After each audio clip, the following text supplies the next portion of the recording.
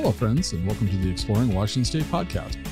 My name is Scott Cowan, and I'm the host of the show. Each episode, I have a conversation with an interesting guest who is living in or from Washington State. These are casual conversations with real and interesting people. I think you're going to like the show. So let's jump right in with today's guest. All right, so I'm sitting here in a conference room in Twisp, so you might hear some background today with Juliet Kennedy. Juliet, you are the head of marketing for the Twisp Chamber of Commerce, Grand Poobah. What's your official title? Yeah, I am the marketing director for the Twisp Chamber of Commerce. All right, cool. What's your backstory before we get started with Twisp specific? What's your backstory and how'd you end up here? Yeah, I grew up in Snohomish and had a great childhood there, then went to college in Bellingham at Western. Then met my husband. We lived there for about 10 years and came to the Valley about 5 years ago in 2019. He would come over here with his grandparents hiking and camping and hunting and fishing as a kid. And so he had some background here, and my family came here just to recreate. So there's a picture of my mother and I up at the top of Goat Peak with Lightning Bill Austin. There's a Polaroid of us somewhere in one of his catalogs of me as a little girl hiking at the top with my mom. And we both just came over here as often as we could on weekends, camping and hiking. And every time we'd go back home, I'd be in tears, not wanting to leave. And so I figured if I felt that strongly about wanting to be here, that I should just live here. And so we made that happen. Awesome. So when you went to Western, what'd you major in? Anthropology and Spanish language. Wow. What was the career plan for that? I'm kind of teasing you when I look at it. No, that's great. Yeah. But what was the career plan? I didn't necessarily have one. I love fossils, so archaeology was one of the things. Okay. Geology-ish, but people and just culture, and I was fascinated with how people work and function, and so I think the anthropology kind of drew And you me met your husband at Western? He didn't go to Western, but I met him through a friend at Okay. Western. Yeah, he went to tech school right out of high school and then was a mechanic for about 20 years before becoming a teacher. Oh, he's a teacher now. Yeah. What's he teaching? He works, Don't say anthropology in He Spanish. does not. He is the automotive and welding instructor for the Methow Valley School District. And he works on campus here. They're still teaching automotive? Yeah, he just helped facilitate getting a new building built here and was contracted when he was working as a mechanic to help construct the building and design it the way that a mechanic might want a shop designed, and then was offered the position. And he also then got to take over the welding shop in that position as well. So he's got a welding shop on one side, his classroom in the middle, and the automotive shop on the other. And about how many kids are in this program? It depends. Each year, some people take it as electives and some take it as like their main focus in their program, but his classes range from anywhere from 9 to 18 students, depending. That's really cool. Because how big? It's amazing. Not that you're not even prepared for these round of questions, That's right? okay. But like, how many kids are going to school in the entire school there? Do you know about? I'm not sure, but I know around 50 or so, 50 to 60 graduate each year. So that's a big percentage of the kids that are taking the automotive and the welding. That's kind of cool. It's very cool. Yeah. There's a lot of cool like programs that they have for, developing career-based education. Okay. So you cried when you went home. Yeah. And you guys moved over here in 2019. Yeah. Just in time for the pandemic. Right. So you got just to know all your neighbors. Just in time to not make any friends. Right. Got to know all your friends and all your neighbors and all that. But, and you live out of Twisp though. Yes. Yeah. I live in the north part of the valley, up at the very end of the road in Mazama. So what was that like when you decided to move over here and to buy a house or rent a house? That's not like a suburban cul-de-sac neighborhood where you got a bunch of things to choose from. Everything's a little unique and, everything's a little different. Yeah. Was it a fun process? It was, yeah. We looked all over from anywhere from down south in Pateros up to Mazama. And we kind of had this picture of what we wanted to get in our heads of acreage and sprawling land and mountain views and all these things. And we had to kind of adjust our mindset a little bit as we looked, but there's a lot of really quirky, cool houses and a lot of really funky ones, a lot of really amazing, really cool architect houses. But I was not necessarily looking for the right house itself, but just the right place. Mm-hmm. And we found this beautiful, charming cabin on the water. And so we're right on the Methow River, and we have the National Forest in our backyard, and it is just an absolute dream come true. That's very cool. Yeah. And it's in my professional experience, finding stuff up here, it's some of the really cool stuff is like, unless you have all cash, no bank will loan on them. You know, Yeah. they're super cool, but like, yeah, we're not going to loan you money on it. Just weird, eclectic, weird stuff, Yeah. which is so much cooler than the cookie cutter stuff in a suburban cul-de-sac division. So you've been here now about 5 years. Mm-hmm. And what got you involved with the Twisp Chamber of Commerce? Because anthropology and Spanish to Chamber of Commerce seems like there must be a path there. Yeah, my career outside of my education has also been quite eclectic. Okay. My family is in healthcare, so I have a handful of nurses in my family, both my parents. And then, so I, in school throughout college, did my certified nursing assistant program and then worked through college as a nursing assistant in nursing homes and doing dementia care. Then I transitioned to a chiropractic assistant and worked that for a couple of years, and then went to school for massage therapy and then became a massage therapist. So when we moved to town or to the valley, I started off as a massage therapist and then now still do that, but work for myself in my own business. Okay. When the pandemic hit, I stopped doing that in public just because it wasn't super comfortable for me. And so I transitioned to doing at-home work. And then I had, throughout the years after school, did marketing on my own and for businesses that I worked for the chiropractic clinic and things like that. And so, I just had personal experience, and I'm a photographer and videographer and do some graphic design. And so using those skills, I started my own business doing marketing called Rural Valley Life. And then this position came up and I applied for it. And their main focus at the time for the interview was to really focus on updating the visitor information center. And so I had some ideas for that and what that vision would look like. And so they chose me and I've run with it. And how long have you been with the chamber? About a year and a half. About a year and a half. Okay. Mm-hmm. And what's the chamber's focus now? I mean, you've updated the visitor information? Yeah. So what's the chamber? Still a work in progress. Okay. But yes, well, it always will be, right? You know. But so what's kind of in 2024 at the time that we're sitting down here today? What's, in your opinion, what is the Twisp Chamber focusing on for the near future? Yeah. Well, big picture, I would say we focus on, economic development and supporting local businesses. So we have about 90 chamber members that are members of our Chamber of Commerce. Mm-hmm. And we partner with Winthrop as well in a lot of ways and try and collaborate with them. So yeah, uplifting local businesses, promoting Twisp as a whole and holistically just as a destination for people to come visit. So we want to really promote the town as a destination for visitors, but also really want to support the local economy and make sure that visitors and locals get supported through our work. So I'm going to put you on a spot. This is a question if anybody that listens knows that we don't really do a lot of planning. So, but you didn't know this one was coming. On the spot. Ready? Yeah. And there might be a long pause here, folks. Bring it on. In your opinion, what is how do I want to phrase this question? Underrated thing for tourists to do in Twisp? Ooh, that's a great question. I would say like a walking tour of town. I think people come through and they're here for outdoor recreation. They're here to hike and camp and fish. Our town is certified as a creative district through the Washington Arts Commission. And so just walking through town, there are so many things to see. And the main street of town isn't Highway 20. It's a block off of that as Glover Street. And so checking out all the businesses. There's so many eclectic little spots to hit in town. And I think that sometimes those get overlooked. And so I think really taking the time to wander through town and explore every nook and cranny, because the campus that we're on right now even is a collective of artists and small businesses. Right. And So let me ask you about Twisp Works. Mm-hmm. My understanding of it used to be a ranger station. Yeah, from the Forest Service. Yeah, Forest Service Ranger Station. So now, describe it to me, because I have a what I think it is, but I don't think I'm right. Yeah, it's the Twisp Works campus is a collective of local businesses, artists and creatives, also professionals, and they have a focus on economic development. So they have a lot of programs that support small businesses as well. So the Chamber of Commerce partners with Twisp Works a lot of the time to support small businesses with different programs. See, I think my thought of this was that it was like an incubator. Yes, yeah, I would say you're pretty spot on. And with that, yeah. And there's some established businesses here now that have been here for 4 or 5 years that I've been coming up here. Mm-hmm.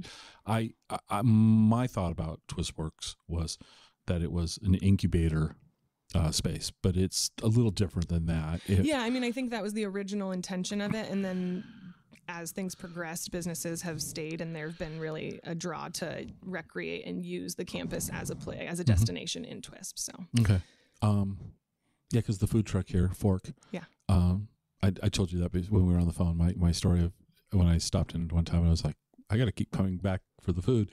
And every time I've come up here, it's closed. Every time the timing of it has never, I'm not trying to say it Poor wasn't luck. open. Right. It was early or late bad or the luck, wrong man. day. Yeah, it was always closed. And today, the sign, as I can see it from where I'm sitting, it says open. Yeah. I'm Gotta go get it. I'm going to probably go check it Law's out. over there, and Well, he's okay, fabulous. so here's the deal. So normally I ask these 2 questions later on. So we're going to ask them early today. Okay? Here's 2. The third one that you're worrying about, you still have to worry about.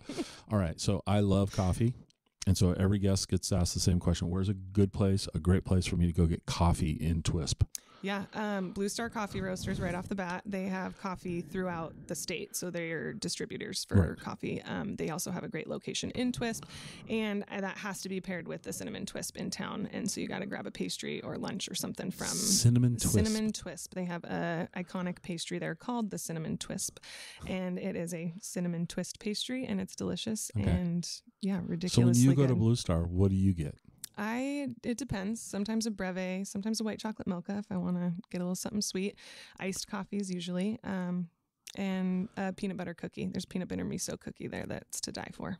I've never had their iced coffees there. Ooh, delicious. I had a breve today. I had a breve today before we sat down. Yeah. Because that is kind of for me the highlight of coming to Twisp is Blue Star. All right, lunchtime. Besides Fork. Fork's off the table now. All right. No utensils on the table. Where's a great place for lunch in Twisp? Yeah, it depends on what you're looking for. And so if you're looking to sit down, you can go to El Valle right downtown in Glover. There's also La Fonda Lopez. Twisp River Tap House is open on the weekends for lunch, which is a great spot. There's riverside dining. It's great. And then if you're looking for a quick bite to eat, the Lunchera Yucatan food truck just downtown or just outside of town in the industrial district is fabulous. A taco truck with authentic flavors from the Yucatan Peninsula. That seems out of place here. It's fabulous. It does. Though. It just seems a little. I mean, in a good way. Yeah. Okay. What's your go-to lunch? What do you like? What? And I'm putting you on the spot because you can say, well, but like today for lunch today, what's kind of like? Is Fork still off the table? For you, Fork. If for today. Yeah. If I'm gonna grab lunch today, I'm gonna go to the Fork and go to Lal and get my Sri Lankan food. And what dish are you getting? Really, typically I ask Lal what he wants to make me that day because he just knows. And so a curry of any sort, he has a different variety each time. So there's a mix of vegetable and fruit curries. And then he also makes like a delicious roti bread. And he has a really spicy, awesome kind of salsa sauce that he puts on it. And he's also doing a lot of the cool things right now. Other things like burgers and cold brew coffee and all sorts of stuff. What is a Sri Lankan burger? I don't know. You're going to have to go find out. I mean, come on. No, you got to okay. All right. So when we were talking before, we were talking about, in your opinion, and I think the opinion of the chamber, is there's 4 signature events in Twisp. Yeah. All right. Since it's tail into summer, pre-fall, what's happening in fall around here that people need to know? Yeah. Very exciting. Coming up is Twisp Fest, which is a seasonal event that is celebrating our community and harvest season, and it's a 2-day event. So the first day is a community potluck, which is bringing back a tradition that used to happen, and it's a beloved community tradition where we come to Twisp campus and we partner with the Methow Valley Interpretive Center. And this year, the Yakima Nation has donated salmon, and the local barbecue joint 1908 Barbecue and Bourbon is going to be preparing the salmon. Okay. And our community is just encouraged to bring a dish, bring themselves in a good mood, and just come and enjoy the community spirit and really celebrate what we're all about here in Twisp. And what day is that going to be? That is on Friday, September 27th. The 27th. Okay. Mm-hmm. Is that more kind of like that's more of a residents kind of focused inward focused thing, but also any newcomers or visitors are welcome as well. Yeah, really anybody is welcome, but it really is geared towards celebrating our community. So any visitors that also want to participate in a celebration of who we are as a community would be welcome. And then the next day on Saturday? Yeah, well, right after the potluck is Fourth Friday event on Twisp campus here, which has a band. So they have a pavilion outside for outdoor music. And so they're doing that on that Friday night as well, right after the potluck. Okay. And then on Saturday, the 28th of September, we are doing a full day event, a big festival, and it's art walk centric. So there'll be regional artists and creators and makers. All of our local restaurants and shops are going to have specials and be open downtown. There's a stage downtown that's doing bands and performances from local and regional artists and singers and bands. And then the High Country Kickers are doing a line dance performance downtown, which is awesome. Okay. And fun seasonal games, so pumpkin bowling and tic-tac-toe and cornhole and all that kind of stuff. Kids face painting. The farmers market is happening right before that, and so you're encouraged to go to the farmers market and then pop over to downtown for all of the festivities. And yeah, it's just going to be an awesome celebration. All right. You got two things coming out of that I want to talk about. Mm-hmm. You mentioned Fourth Friday. Is that something that happens every Fourth Friday multiple times through the year? Yeah, it's I want to say it's spring to fall. Spring to fall? Yeah, I don't believe it happens throughout the winter, but Okay. they do all sorts of events year round. But Okay. yeah, Fourth Fridays happen. And then the farmers market, Mhm. what's its season here? It is April to October, Okay. and it's every Saturday. We're one of the oldest farmers markets in the state, one of the original ones, and it is just a fabulous market. It's like a collective of farmers and crafters and creators, and it's a celebration every weekend, and there's incredible donuts that you've never had before. They're just The guys so good. Yeah, Orchard House Donuts. They're They had them at, a dream. they were selling them out in front of Blue Star one day, Yeah. and they only took cash. Yeah. And I never carry cash, so I went and found cash. Good, and yeah. no, I was like, Rightfully so, yeah. I'm like, oh my God. They're What? incredible. So And they have a different special each week. So like you're not going to get the same donuts every week. They have, their core signature donuts, but then they have a special savory and a sweet every week. And it's just there to die I was kind for. of talking to him. It's like, why here? It's always interesting when people are living off the beaten path, if you will. Not like in say Seattle. They're living. They're consciously choosing to move somewhere for a quality of life, like you did, right? Yeah. And so these guys, they're making donuts in the Methow Valley. It's like, huh? Yeah, sourcing local This ingredients. is super cool, but huh? What and did they you? just set up. They're opening a shop on Twisp campus. They're taking over the commercial kitchen. They are. Yeah, it's exciting. I don't know if that's good or bad, I think because it's I'll know where they are all the time, so that could be bad. Right. I think it's a beautiful thing. Yeah, I know. Actually, it is. I needed like constant access. Yeah. Do they deliver? Can you get Right. Does Uber Missoula, Eats bring them up to you? Okay. So Fourth Friday is kind of spring, summer, maybe early fall. I mean, no one wants to walk around snow and ice. I mean, it's right. Okay. And then the farmers market's April to October, perfect, growing season type thing. All right. And you're doing this community potluck, and that's the fall. Mm-hmm. All right. In your opinion, fall activities here. Yeah. What should people what's happening in this area? And I'll let you stretch it out. It doesn't have to be just Twisp. It can be, if you want to talk about Winthrop, sorry, kidding.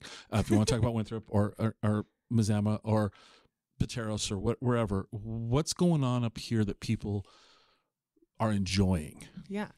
A lot, I would say. I mean, just outside of our events, which are going to be fabulous and you should come to them, are just our outdoor recreation. We have tons of larches. I think we're kind of a little hidden gem still of larch territory. So up at the North Cascades and high elevation, there's some, but also if you're going over Highway 20 on the Loop Pass, it's a corridor just lined with larches. There's lots of hikes. It's gorgeous out there. Even just the valley floor along the river, all the cottonwoods turn this vibrant, gorgeous mustard yellow color, and that is stunning in the fall. So, fall colors and foliage is just a main draw for me in particular. Okay. Winthrop has a ton of awesome events in the fall too. They're doing a cider grass festival with bluegrass and local cider makers, and then their car show, which is the Vintage Wheels show, which is awesome. Has vintage motorcycles, vintage cars, and all sorts of things. So there's lots to do in the valley around that time of year. Fall. And mostly I would say that the recreating is perfect because it's not too hot. Sometimes summer heat's a little intense, perfect hiking, high elevation stuff. There's still going to be wildflowers in bloom way up high. Certain berries and things for foraging are also available in the valley at that time. And like what?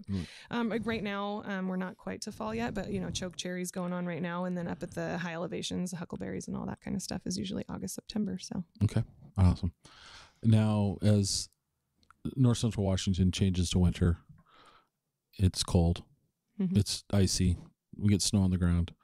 What amazes me is moving. I lived in Tacoma and Seattle all my adult life until about 7 years ago. We moved to Wenatchee, and so. Well, you grew up in Snohomish. You kind of know Western Washington. If it snows, the whole region just goes shuts down. Oh my God, we can't drive. And in Wenatchee, like the roads are plowed by 6 a.m. I mean, it's amazing to me. And up here, you're a little more isolated. The roads are still pretty well maintained, frankly. I mean, okay. I mean, plowed all the way up to Museum, all the way to my house. Exactly. Is it really all the way? Okay. So you get those beautiful blue skies. Cross country skiing, right? Yep. Okay. Yeah. Not my thing, but an epic network. Yeah. Yeah, the longest in North America, I believe. Really? Yeah. Let's Methow Trails. Let's talk about that a little bit. I did not know 120 miles of groomed cross-country trails in the valley here. Really? Yeah, and mainly a little bit north of Twisp, right. But we still have the Loop ski bowl, so we have downhill skiing and snowboarding here in Twisp. Just and do you do Twisp. that? I do, yeah. Okay, snowboard. So what do you think of Loop? Besides the name. The name is fun. It is an awesome, it is fun. It is an awesome little lift. So there's one lift, but there's probably about, you can choose your own adventure, 15 ways to go down the mountain. So really? Yeah, just navigating through each little path and trail. You don't have to do the same run over and over again. It's just an awesome thing. So did you snowboard up in Mount Baker area? No, it's a crime, and I did not. Okay. But I grew up snowboarding and skiing on Stevens Pass. On Stevens. Okay, so how does Loop compare to Stevens from a difficulty standpoint? Yeah, they have all sorts of ratings on them. Right. Like there's black diamond and the intermediate and green, not like necessarily bunny runs, but they also do. They have a smaller hill for like learners and entry level people, and then they also have like a tubing hill if you're not into just like going full down the hill face first skiing or snowboarding. And then they have a luge as well, so you can hop on a sled and do luge down the mountain, which is awesome. And then some sleigh rides and things like that. So they have a couple different activities for different levels. You can do intense stuff, and you can do all the way down to just taking it easy. And they have a great little lodge there too. So wintertime, awesome there. So what does the chamber do during winter? Do you guys have any winter events that you put on? Yeah, we have an epic one called Mistletoe Madness, which is a very fun event. And again, local businesses just put on specials. It's a great time to go Christmas shopping. This year, we're doing it in the same realm of time as the Christmas at the End of the Road, which is in Winthrop. So which is right after Thanksgiving. So Thanksgiving is on that Thursday. Friday is going to be Mistletoe Madness, and then Saturday will be Christmas at the End of the Road. We aren't able to do fireworks here for 4th of July because of fire risk, and so that is our time in the winter to do this epic 20-minute fireworks show in Winthrop. It's an insane fireworks show. It's so awesome. And Mistletoe Madness has all sorts of things. So last year we did fire dancers, and we have sleigh rides through town that kind of lead you all the way from Twistworks campus and lead you all the way over to the Twisp River Tap House and over by the bank, and then back down to Hank's. And so you get kind of a little tour of town and get to shop all around. And there's carolers and performers all around, and it's just an awesome holiday celebration. I never thought about, and I should have, especially after this 4th of July. So I actually think it's really good that you guys don't do fireworks on the 4th of July, because in Wenatchee we had, unfortunately, some kids set off some stuff. We were supposed to get evacuated from our house. It was, it was in town. Yeah. And what I had heard was there was 20 fires that they were putting out. And it's just so dry in North Central Washington. It's so to do it during the winter is really kind of cool. Genius. Yeah. Yeah, no, it is. It is genius. And you're probably not competing with all the other fireworks vendors who are busy on that one particular day. You go, hey, we have something for you in November. Yeah. Well, gosh, I'm available. Totally. Okay, cool. All right. What do you like about winter here? I love it just from growing up on the west side, having 4 distinct seasons over here, as opposed to kind of a blend of a handful on the west side. The gray. Yeah. I love it. Having the transition from, a gorgeous, beautiful blue sky summer to a really crisp, colorful fall to a blue sky winter where you can really get out and enjoy it. It doesn't feel drab at all. It's, crisp, beautiful, bright blue sunny days and lots of great skiing, recreating, snowshoeing, fat biking, ice fishing. I love to do that with my husband. You can throw a fire pit right out on the middle of the lake and sit there and drill a hole and fish for trout in the lake. It's great. And I find myself getting out a lot more in the winter than I used to, and getting less of the blues in the winter than really making the most of the seasons each time they come. All right. Same question I asked you earlier, but I'm going to ask it seasonally. So what's a wintertime activity you think is overlooked by people? I would say ice fishing. I mean, there's like so many great lakes here, and it's just to be out on the middle of the lake. Sometimes, you have the like ice creaking and cracking, which is a little thrilling, but you are on a foot of ice. So like a car could technically drive over it. And so you're not going to fall through, but, making sure the conditions are right, but ice fishing is just a really cool way to fish. I fished in every season, and until moving here, I wasn't able to do it in the winter really. And so that's a great addition to our outdoor recreation. So I love that. And, ice skating, there's the outdoor ice rink down here in Winthrop, and that's fabulous. And yeah, I really like the Loop is really just the place to be, though. You got to get up there, and it's a great little run. And they do a partnership with Mission Ridge as well in Wenatchee. So there's like some reciprocity between passes. Oh, there is? Yeah. Okay. Mm-hmm. Yeah, I've been up there. I've driven up there. I've never been there during the season, if you will, to take a look at it. Unlike I've been up to Mission and looked around. Mm-hmm. I don't ski or snowboard. Yeah, the wildlife too. Watching the snow hares turn white is a pretty fun thing. So let's talk about animals here. What do you guys do? You do any bird watching or anything like that? I look at birds whenever I see them, but I don't. But are there any? Because it's remote. Yeah. So you're getting bears and cougars? Yeah. Up in Mazama specifically, I have a game cam out there, just behind the river at my house, and we've got everything from cougars, bears, moose, coyotes, all sorts of things, bobcats. And do you have domestic animals of your own? Do you have pets? I do, yeah. I have a cat that lives indoor, outdoor, one cat that's inside, and a 1-year-old puppy. And type of puppy? He is a Shar-Pei pit mix. Interesting. Mm-hmm. So I wouldn't want them out there with cougars or coyotes. Yeah, he doesn't get to wander off leash for sure. And our other cat is a feral boy, and he is pretty savvy in the wild. Yeah, he's pretty set. Yeah, okay. But our other indoor domesticated cat can't go out because he has no skills. No skills. Yeah. Okay. All right. So now you said something that I agree with about West Side versus the East Side is that we have 4 distinct seasons. The other thing, though, about the East Side of the state that I'm always ready for the next season. Like summertime, I'm ready for it to cool off. Wintertime, I'm ready for it to warm up.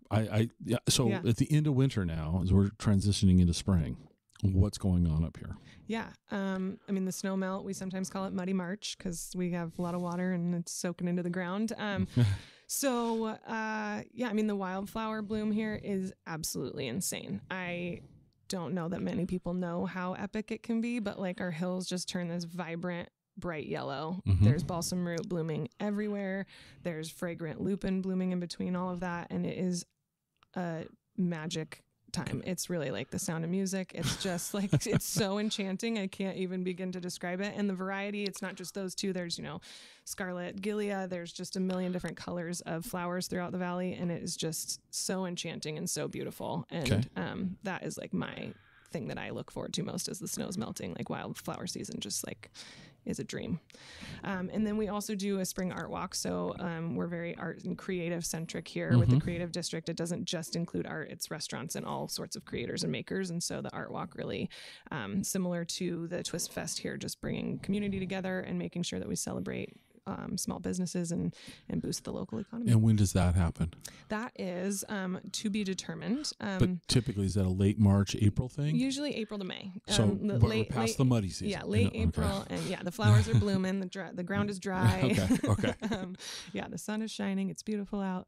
Definitely a perfect time to come visit. But usually late April and early May. So then we go back to hiking and biking.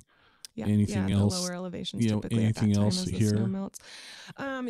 Foraging again, similar. So depending on what's coming up, but there's all sorts of edible herbs and plants and things like that, which I love to do. Wildlife watching. So, bears are waking up after winter and that's a beautiful thing. And the deer are migrating and there's birds and things coming back after the winter. And so, it's just, there's so much wildlife here to see. It's incredible. And the turtles are waking up, and so you can go to the Twisp ponds and see the turtles. Turtles? I wouldn't. Oh, yeah. Really? Yeah, it's great. And I had to look it up because I was so curious what turtles do in the winter, and they just like bury themselves in the mud all winter. And then pop back up, get some sun. Mm-hmm. Interesting. I did not know that. Yeah, head into the Twisp ponds or the beaver ponds, and there's turtles. Really? I mean, I keep saying really, but like you're lying to me, and I know you're not. But he's like, well, he's more like, oh, that's Come okay. and check it out. Yeah, no, okay. So spring, what's an overlooked? Once again, what should people, what do you think people overlook during spring? I mean, I do think for some reason wildflower season just doesn't get the recognition it deserves. It's like mind-blowingly epic. I just really I had no idea growing up that it was so incredible over here during that time. So to me, wildflowers peak of that. I like to hunt with my husband, and so turkey hunting is available in the spring, which is fun. And so getting out and talking to turkeys in the wild is great. Also getting a chance to see a ton of wildlife that way. And just getting out. I mean, seeing the ground again for the first time after 6 months is pretty incredible. See, that's that whole stuff. That's that whole. I'm ready to see the dirt after It's really it's a beautiful thing. So, I mean, just watching the season change itself. So watching the snow recede and creep up the mountains and the elevation rise for the snow and the rivers change. I mean, getting the surge of the rivers is pretty incredible to see. And I know there's, the Methow rafting and tubing and things like that start to become a thing as you get the So snow. where are people rafting on the Methow? Where's the, because that's south from here primarily. Is our Juliet Twisp? Black Canyon is a place that the Methow Rafting Company goes often, and they do a route down there. There's also, they just opened up tubing with them, with that company, and then also Abbey Creek in Winthrop does tubing, a tubing shuttle from their place with a company, Winthrop Tubing. Okay. And so that depends just on water levels and like the ability of people and what the comfort level is with the like rate of the water coming through, so make sure it's safe for everybody. But usually that's what they consider like gentle rapids. So you can be on a tube and still enjoy yourself and not feel stressed out about anything. And there's nothing in the way. It's just a fun, lazy river kind of meander. But there's a couple different places that the rafting company does throughout the seasons, depending on water levels. All right. As we complete our annual journey here with the chamber, so now it's going to be summertime. So we've transitioned away from the wildflowers and the bloom and all that. It's now hot. There's no other way of putting it. It's hot. It's brown. It's dry. Yeah. What do you guys do during the summer? Yeah, river time for one. Any swimming hole, and lake time. So Lake Patterson, Davis Lake, there's an awesome just conglomerate of lakes around, and then going up to high elevation to escape the heat is also a great idea. So going out into, where the eastern entrance to the North Cascades National Park, going up to any of those alpine lakes out there and recreating, and just getting even up outside of swimming in the water, just getting up at high elevation. So doing any of the fire lookouts. We have Lookout Mountain here that has a retired fire lookout, which is fabulous. And then up at Goat Peak, there's Christina Strada is up there right now looking over the valley and keeping a watchful eye over us right now with her dog Hudson. And then Leecher Mountain has a lookout, and Lightning Bill Austin is up there now and does the staffing of that for the summer. And so we've got a couple different fire lookouts, and you can usually escape the heat up there just because there's a little more breeze. And so you're way too young to know who Jack Kerouac. Oh, I know. Well, but way too young. He did a summer somewhere up here. Yeah, Desolation. Yep, and that's off of Ross Lake. Off of Ross. Okay. So we're gonna I'm gonna transition us to the North Cascades in a second. So that was North. All right. So we've kind of covered the chamber's 4 seasonal things that they do, and they're good about promoting. And our 4th of July parade. Okay. What's the 4th of July parade? It's awesome. Just a local fireworks. Community. Yeah, no fireworks. No fireworks. Just fun.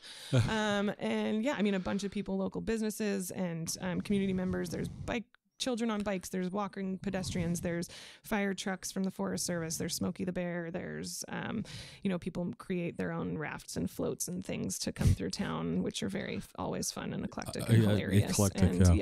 Dancers, and our football team has won state a couple years in a row, and so we have them come through and they do a little like pass, run, play, and throw the ball to the crowd, and the mayor comes through on the float and they're passing out candy, and it's just an awesome, like, super fun celebration. Kind of the old time America stuff before we overly small town had Ryan Seacrest here doing cameras and all that. Okay. And then that transitions right into Methow Arts Fest, which is an awesome arts festival, and that happens here on Twisp campus. So Forest Service has been big here for a long, long time. Yeah. What, if anything, do you know about the smoke jumpers? I mean, one, that they're incredibly brave and that we appreciate them because they put out a bunch of fires that happen around here. I mean, in my yard specifically last year, or the year before, years blend together, but there was a lightning strike behind my house, and a pillar of smoke was coming up, and I watched the helicopter go down and scoop from the river all day long, putting the fire out, and then watched him release a couple smoke jumpers out of the parachutes, and they hopped out of the airplane or the helicopter. Yep. And then dove right straight down onto the fire and put a hand line in and put out the fire. And so we have this training center. Yeah, there's the smoke jumper base in the North Cascades. It's the North Cascades smoke jumper base based in Twisp. Yeah, and I'm not an adventurous person, so the idea of jumping out of a perfectly good airplane or helicopter doesn't sound like a good idea to me. Yeah, it's insane. In a great way. Yeah. Have you ever jumped out of anything like that? I have not, no, and I don't really care to. Okay. But I do. Yeah, I mean, I admire the bravery, and it's just an incredible thing that they do, and so brave. It's just it blows my mind that not only are they jumping out of an airplane, but they're jumping into an incredibly dangerous area to fight fire to keep everybody safe. It's really, wildland remote firefighting. Do you know how long that smoke jumper has been in? Approximately, maybe down to within a week. Yeah, the day of. No, we claim that we are the first of the smoke jumpers, that it originated in Twisp. That is a 70-year-long argument that we have with Missoula, Montana, I believe. Okay. And I mean, it did originate here and there as well. It was right around the same time. There were tests that were being done, and then active fires happened, and smoke jumpers from Twisp went and jumped out of airplanes and fought those fires. And I don't know exactly the year, but you've been saying for 70 years? Yeah, 70 years. So in the 1950s. I think even before that, 1939, I want to say, but please do not fact check that. No. We're gonna, we're just okay. Wow. Yeah, it's a point of pride for us, and we have all sorts of cool history about that. Sandy Moody is on our board, and her husband was a smoke jumper and has a lot of history there, and he's a super interesting person to talk to. And it's a cool fact about this is such a quirky, and I say that affectionately, community.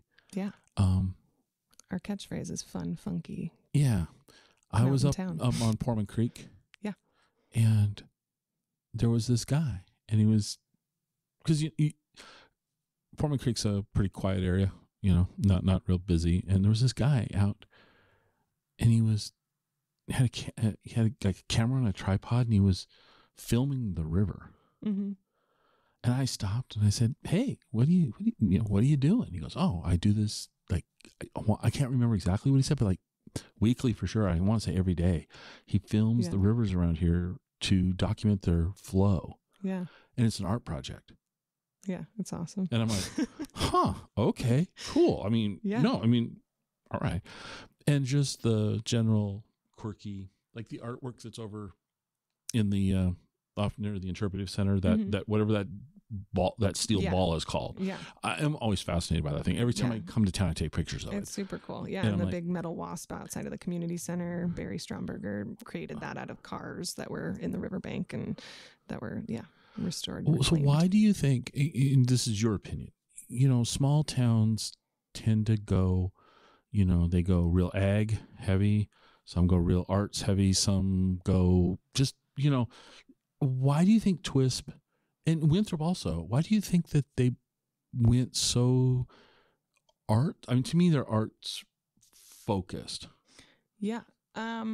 I don't know the answer to that in a direct way, but I know that just being a part of the community, there are so many talented people, and we have this like incredible landscape to be inspired by all the time. And I think that creativity feeds off of creativity. So people being inspired by other people's work, and local arts places. So Methow Arts and Confluence Art Gallery and Twisp Works, and they all promote art in a lot of ways. And we have the highest density of nonprofit organizations here that support art and things like that. And so I think, creatives inspiring other creatives. Why? And, I think it's a beautiful thing. It's cool. I don't know exactly the origin or the answer, but I think maybe we're just different. We're built different here. I think we're creative and talented. I think if you go back a couple of decades at least, it's no longer affordable up here. It used to be super cheap. This used to be cheap living. So if you were a struggling artist, you could afford to buy something or live up here versus Seattle.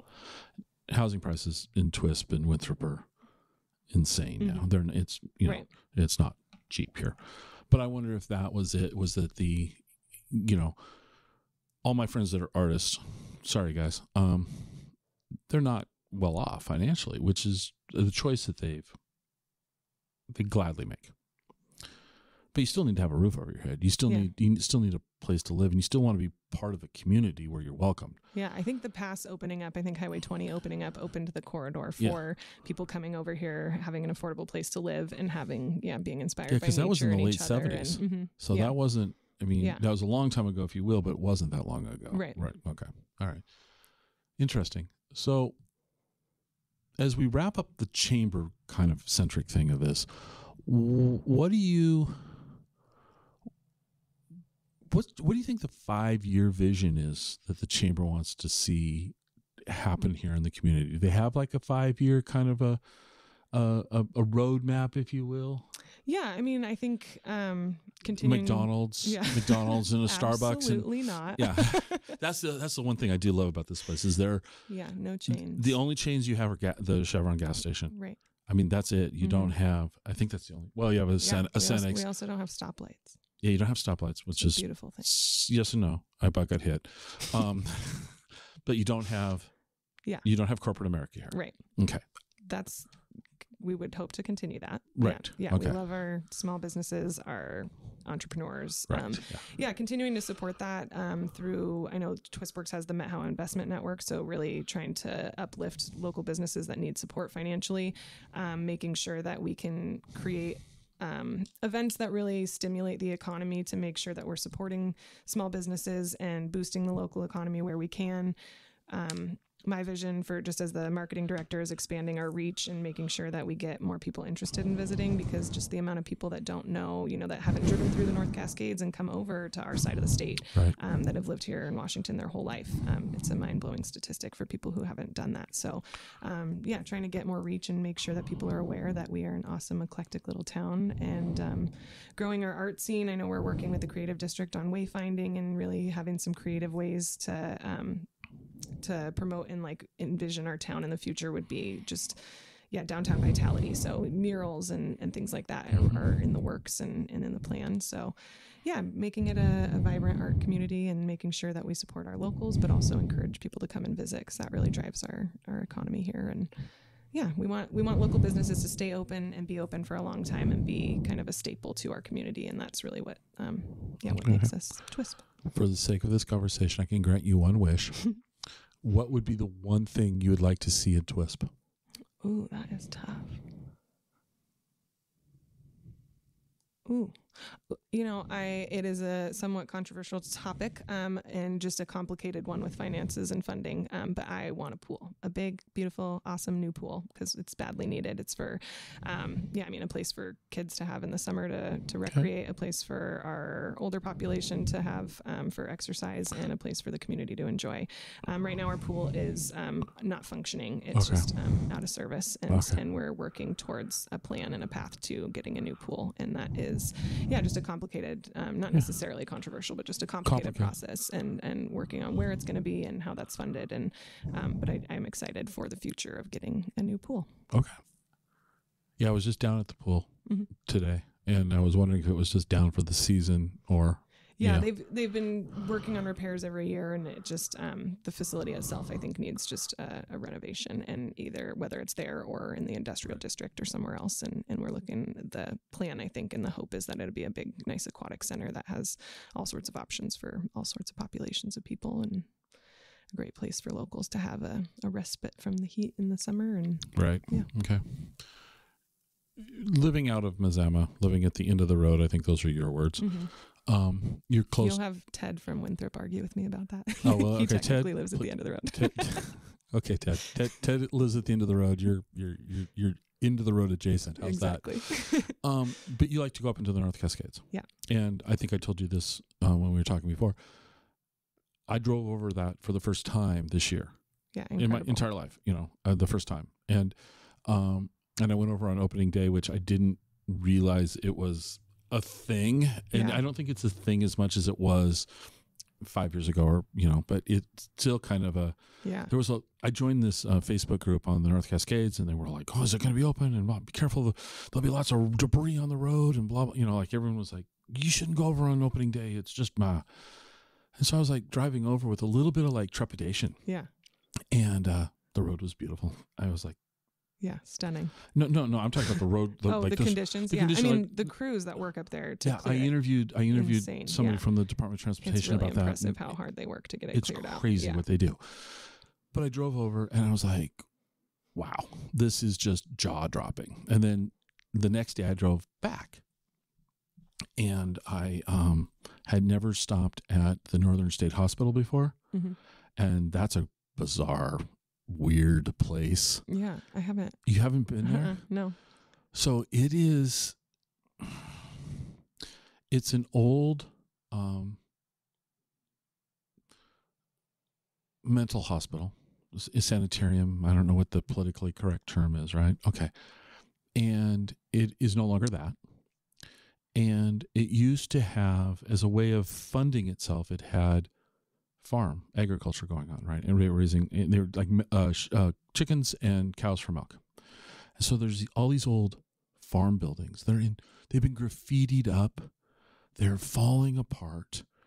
They're kind of cool, and I don't want to be there at night ever. Yeah. Like, it's kind of creepy. Yeah. But it's like it's these big, wide, well-maintained paths walking around everything. There's a disc golf course going through this, and then there's the old dormitories that are not off limits. They're all closed. You can't get into them. But in today's day and age, where everything is caution tape, and if there's a crack in the road, we put yellow. This is like you're walking in, and there's like broken glass, and there's pipes hanging, and you kind of feel like, I don't think I'm supposed to be here. Right.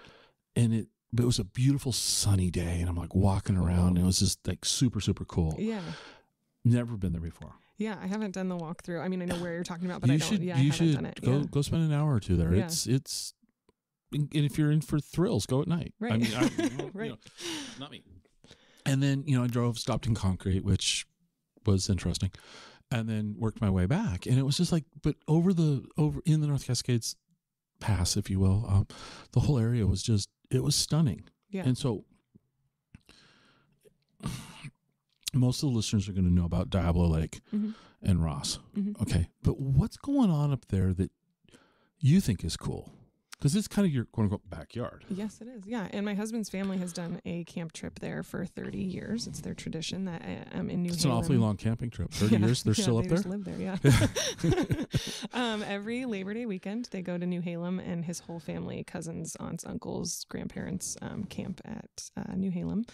And there's all sorts of cool things there just in that little section alone. So there's the Ladder Creek Falls, which is a little hike that you can do if you do it at night. It's all illuminated with multiple colors, kind of like a light show that you go up there.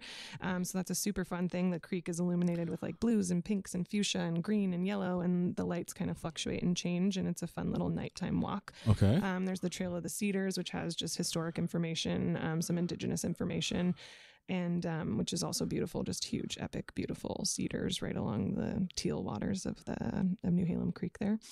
And then the North Cascades Visitor Center is actually right in that same place. So if you take that, there's one little stoplight there. Yep. If you go into that campground and go up to the Visitor Center, it's an awesome one. So I just love visitor centers, and I'm specifically immersed in it right now, working with the Twisp Visitor Center. But I have a fascination for them and just getting information. And right. Though my husband will say, I don't read any interpretive signs. He's the one that reads them and then relays the information to me. I'm just looking at everything. I'm like, ooh, pretty picture, cool map, pretty animals, and don't read a thing. We went and did a cross-country road trip this summer and did like 7 national parks, and I didn't read an interpretive sign, and so he'd tell me all the fun facts that I needed to know, but I was like, look at that view, those mountains. Yeah, my brother is appalled. He's like, how do you go to a national park and not read an interpretive sign? But I have a partner who helps me. Yeah. He does. My information center. But yeah, I love that information center. It's a great one. And then, so New Halem itself has like a lot to do right in that area. There's also the crypt. There's like a little crypt there, and it's escaping me who's buried there right now. But one of the people who's, you're gonna have to find out for yourself. Go check out the crypt in New Halem. All right. And then coming over, there's all sorts of hikes and cool things, backpacked along Colonial Creek and out Thunder Creek and Thunder Knob. And Blue Lake is incredible. There's also all sorts of trails that are kind of off the main trails. So you're looking at, when you drive through, cars on cars on cars parked along the highway. Avoid those ones because those are so busy, and there's a million other hikes out there that are just incredible that you're going to see just as great of views and have just an epic hike, better. and have the whole trail to yourself. So those are my prepreferences. So is there one up there that you haven't done that you go, I want to do this one, and I just haven't done it for one reason or another? All of them, a bunch of them. I've done a lot of hiking, but I feel like there's hundreds of miles that I haven't touched. So, I want to hike to the top of Desolation Peak where Jack Kerouac was. I haven't done that yet. I'm on Ross Lake all the time. And for some reason, just getting to that point to hike it, it's about 10 miles round trip from the bottom. But in order to get there, you're either hiking the East Bank Trail to get out there or taking a boat from Ross Lake Resort out to Desolation. And so. Is the fire station still there? Do you know? The fire station. Well, where he was stationed, because he was stationed. The fire lookout. The fire lookout. Yes, the lookout's still there. So the lookout's still there. Okay. Yeah. Yeah, I always thought it was really, for some reason, when I went through my Kerouac phase, that whole story of him being up there, when you read an author and you read about them, you think like them, right? Which is completely unfair, but I think we all do, and I can't imagine how he survived. For the summer. Looking at the mountain from the highway, you can see it. There's a lookout, and that is one interpretive sign that I have read on the lookout there. But you're looking out up Ross Lake to the north and seeing Desolation Peak out there, and it just looks so isolated and so in the middle of nowhere. And it is, it's daunting to think about being out there by yourself. And those towers are not that big, right? They're not. I mean, they're 14 by 14. They're not that big. Yeah, you should go up and hike Goat Peak right now and go talk to Christina Estrada. She's up there on Goat Peak, manning it with her dog Hudson. That's, She's got a blog that is full of fire lookout information and Washington and North Cascade stuff. Get me that link and we'll put it in the show notes, okay? Yeah, all right, Pacific Northwest Trail Chick. Pacific Northwest Trail Chick. Mm-hmm. Okay. Yeah. You know her. Yeah. So why is she doing this? You can speak for her. Make up a story. Just make up a story. It's okay. She has a passion for fire lookouts. I know that just because she's hit, I want to say all of them in the state. If not all of them, then the majority of them. But I believe all of them. And does a lot for fire lookout restorations. She was up at Lookout painting it last summer or the summer before, making sure that they are places that people can visit and enjoy. And she up there right now is not doing it just for fun. She's looking out for fires. So she's working and doing, looking out over the valley, making sure that lightning strikes don't start up fires. If they do, she's reporting them to Forest Service and wildland crews, and they're going out and mopping them up. So in today's modern society, is she sending them a text? Is this? I'm kind of being facetious, but radio. I radio. Believe. Is it radio? It's got to be radio. She did a cool thing this summer, going up on. She has horses, and she horsebacked up there and had a pack team, and brought all her stuff up there with her own horses, which is pretty cool. And then and some people and some other horses too, or I think maybe mules, but. And I know the helicopter can land up there. There's a helicopter pad and things like that, but she did it with just horses and had a fun trip up there to because she wasn't going to get to ride her horses all summer because she's up there. So having to say goodbye to them for a stint, she was wanting to. So she brought them with her. Mm-hmm, yeah. And are they still up there? No, I think her friend took them back down. Yeah, but she got to have a little voyage with them to get all her gear up there. That's really cool. All right, see, that's the type of stuff up here. You don't experience in Seattle or Spokane. Right. Yeah, it's pretty incredible. All right. And she's taken, you should check out her Instagram because she takes incredible pictures of the Northern Lights and all sorts of things that you can see up there that it's a different vantage point being up in the mountains. It's pretty cool. Well, as we kind of wrap this up, I kind of always ask a couple of questions. One, and here's one, is what didn't I ask you that I should have? What didn't we talk about that we should bring up right now? What do you got? Oh, that's tough. If I did my job, the answer is no, we got it all. You did a great job, Scott. Yeah, I think we covered quite a bit. Yeah, I mean, I think I talked about the Arts District a lot, which includes all sorts of businesses. Like the downtown Thrifty Fox is an awesome, quirky little place. It's a thrift store that has just a million things that you could, like anything you want to find, you'll find it there. Our industrial district we have machine shops and car repair and a lot of talented people that are working really hard all the time. And so outside of just the like fun businesses to visit, we just have a really cool community of hardworking, resilient people. And yeah, I guess I know I've touched on it a handful of times, but our community, I just want to reiterate that we're Here's awesome. a question for you. What's the number one industry here? Who's the biggest employer? It used to be logging and mining and then agriculture, and it's kind of evolved over time. Right now, my best guess is tourism industry and outdoor recreation. Okay. But really, it is, I think, an eclectic variety. I don't have any statistics on that, but yeah. So we're not really heavy.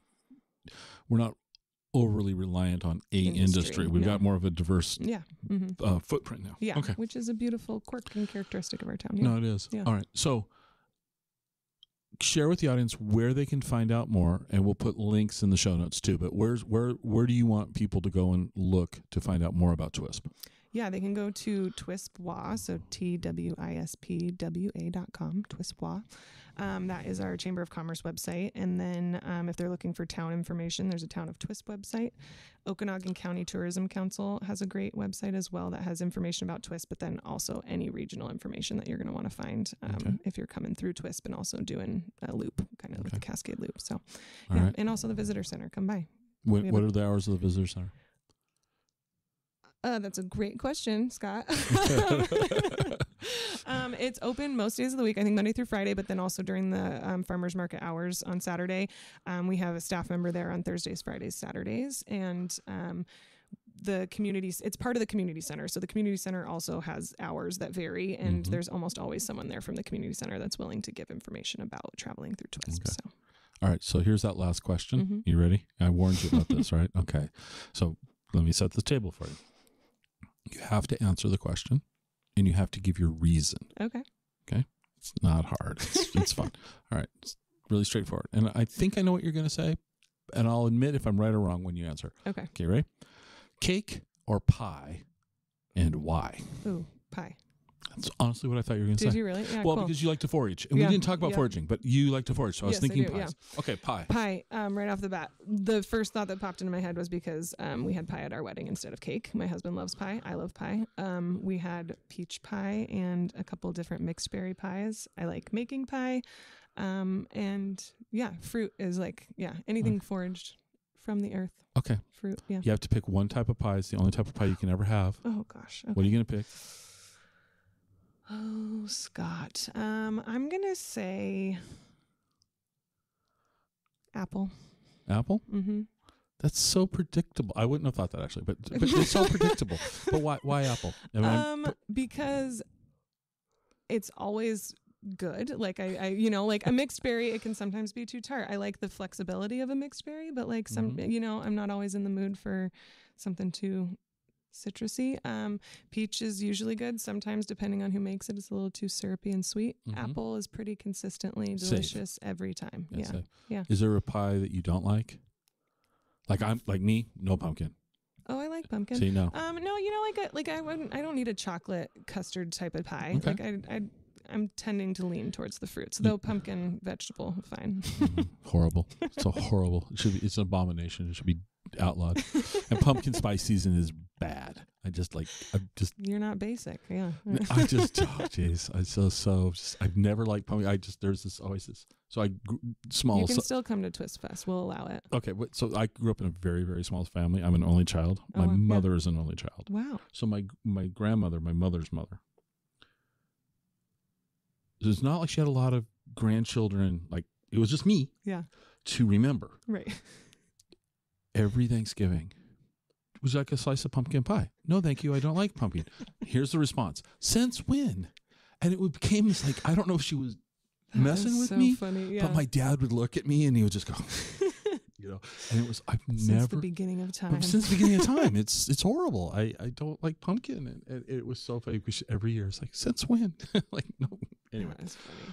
thanks for sitting down with me. Yeah, thank you for coming. I learned a lot about Twisp, which is really kind of cool. And there's a lot going on up here. Yeah. And more than I can say in an hour in a podcast. Right. Yeah. And it is a really great, and we throw Winthrop in kind of, Yeah, the whole valley, really. The whole valley. Yeah. We're 10 minutes apart. You shouldn't come to see one and not the other. It's almost like going to Minneapolis and St. Paul. It's like they're like right there. You got to hit them both. Yeah. Right.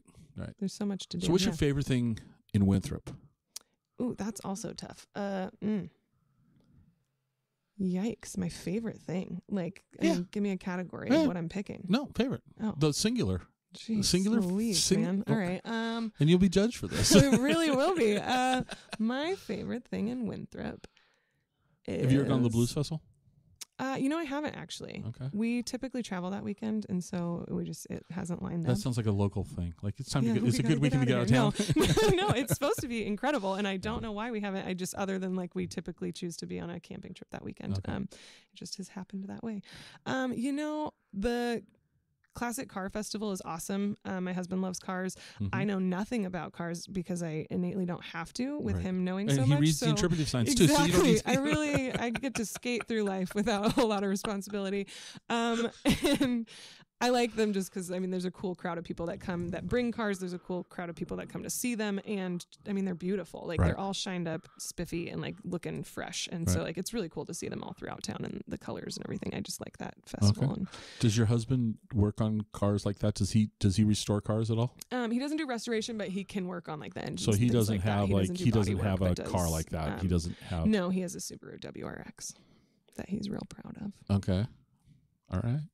Yeah. Okay. Those are. I don't fit in them, so those are fine. No, those are fine. Yeah, okay. He convinced me to get out by saying that there was child seats in the back, which we don't have children yet. Eventually, potentially, but that there was child safety gears in the back or like locks in the back, and he showed me a video of how well it handles the snow by showing me a winter rally video. He's like, "Look what it can do! It can we'll be fine in the winter." I was like, yeah, cool, man. Go ahead. Go for it. You do it. All right. Well, thank you so much.